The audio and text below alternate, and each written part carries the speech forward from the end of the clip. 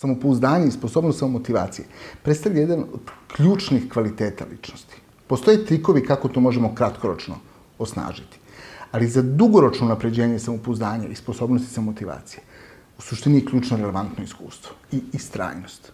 A savremenim organizacijama su neophodni ljudi koji su u stanju da u trenucima kada je najteže u sebi nađu motivaciju i povuku. Povuku i sebe, povuku i druge. Ono što me uči 15-godišnje iskustvo rada sa ljudima, bilo na poziciji kliničkog psihologa, bilo na poziciji treninga, jeste da ljudi se trude, da ljudi pokušavaju da sebe pokrenu kada je teško, da ljudi pokušavaju da naprede svoje sposobnosti i svoje veštine, ali da to često ne rade na optimalan način, što nažalost rezultira time da ne budu uspešni u nečemu i što je još gore, rezultira time da ostanu s uverenjem da se tu ništa ne može učiniti.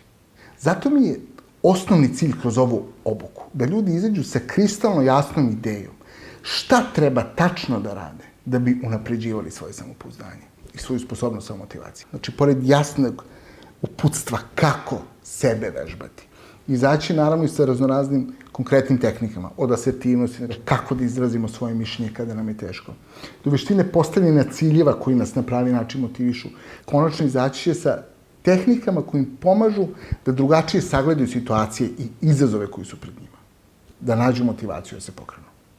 Pitanje samopouzdanja i samomotivacije je duboko vezano za bazične odlike ličnosti. I to je nešto, to je polje na kojem se razvijemo ceo život. Upravo zato mi ne stajemo samo na obuci, već razvijemo i prakse koje nam pomažu da naši učesnici naučeno implementiraju u praksi i finalno pretvore ih u dobre navike.